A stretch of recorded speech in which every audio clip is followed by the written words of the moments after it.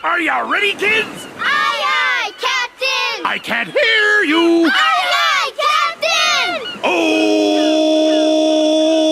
Who lives in a pineapple under the sea? Spongebob Squarepants! Absorbent and yellow and porous is he. Spongebob Squarepants! If nautical nonsense be something you wish, Spongebob Squarepants! then drop on the deck and flop like a fish! Spongebob Squarepants! Ready? SpongeBob SquarePants! SpongeBob SquarePants! SpongeBob SquarePants! SpongeBob SquarePants!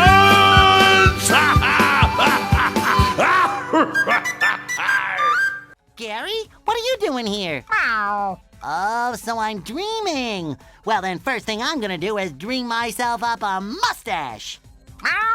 Thanks, Gary. It does make me look more rugged, doesn't it? Here's a fun fact for you.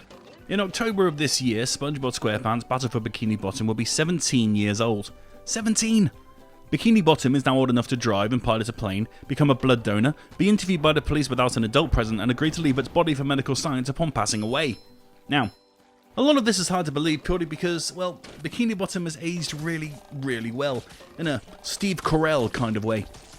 I think back to the original, of which I played on the GameCube, though also available on PC, Xbox and the PlayStation 2. And the visuals were really quite terrible. Not looking back, wow, visuals have improved so much kind of way, but in a more, yes, even then it was pretty bad kind of way. For a game based on a hugely popular license, it was surprising to see the game's presentation take a backseat to the actual gameplay. Something you didn't often see in licensed games of the time. It was always more important for the game to look like that of which it was wanting to be rather than how it played. If people see something they recognise, they're more likely to buy it. Fortunately for SpongeBob Squarepants Battle for Bikini Bottom, this has worked in its favour to a degree that I can't quite explain. Now the visuals have caught up with the gameplay, it's hard to argue that this remake is anything less than a truly great platformer. Now I'm just going to get this out there at the top, I was never really a huge fan of SpongeBob Squarepants. I get its appeal and that damn theme song is surely one of the most memorable of all time, but 17 years ago I was 18, and I think I may have just been outside of its key demographic. Sure, looking back on it now, there are episodes which jokes so alarmingly aimed at parents you have to wonder how the show ever got away with it. And to its credit, Bikini Bottom doesn't shy away from this aspect of the show either. But I just couldn't get into it.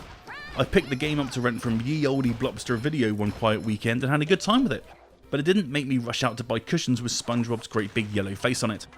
But that's the gist of why I loved my time with Rehydrated.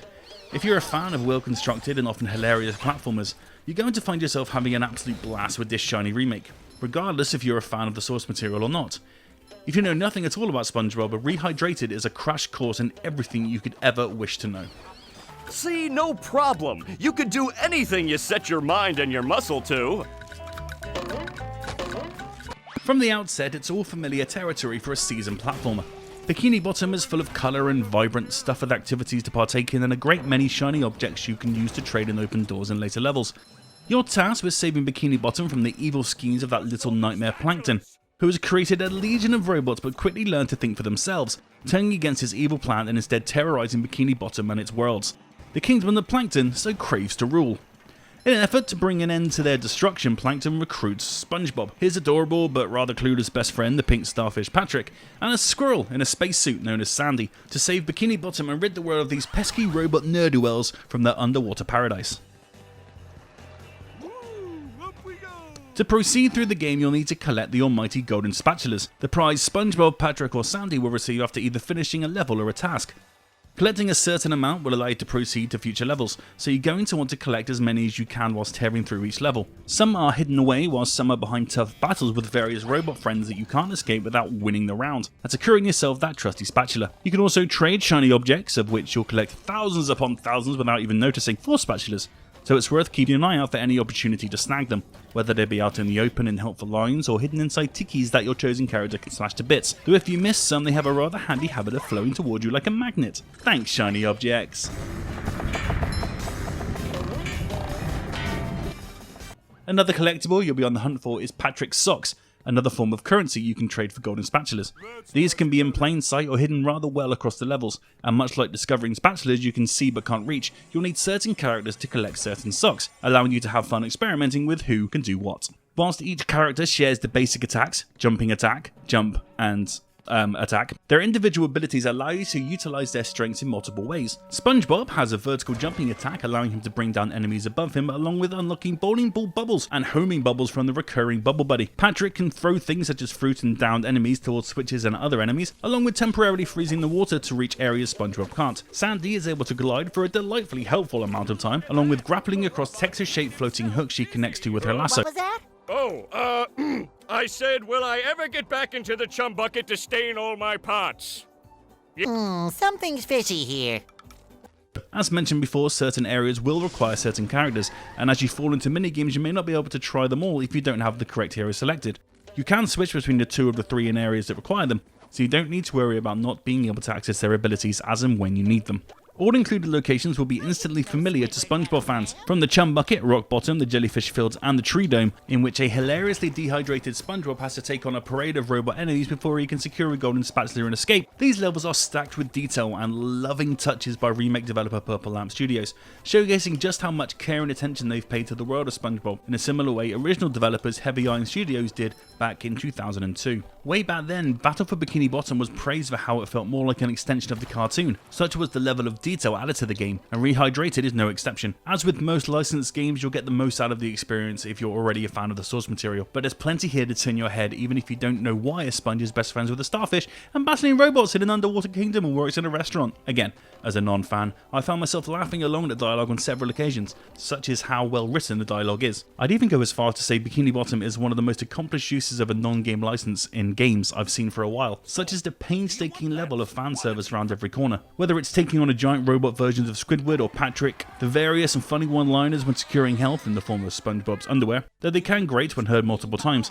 The majority of the show's actual voice cast, minus Mr. Krabs, who does an admirable job, are on top form throughout. My personal highlight being just how damn expressive Gary the Snail's voice actor Tom Kenny, who also voices SpongeBob, can make a character who can only communicate by meowing so entertaining.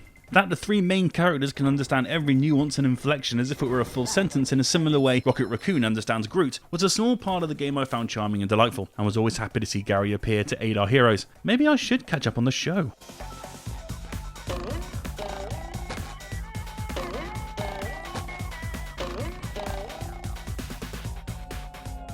What stands out to me the most though? The considered thought of the level design. For a game that's 17 years old, it almost feels ahead of its time. The hub world of Bikini Bottom you're free to explore as you unlock more golden spatulas, the slow rollout of new mechanics, the enemy variations and how often you'll come across certain spatula tasks that you can't finish until you come back later in the game with a new skill.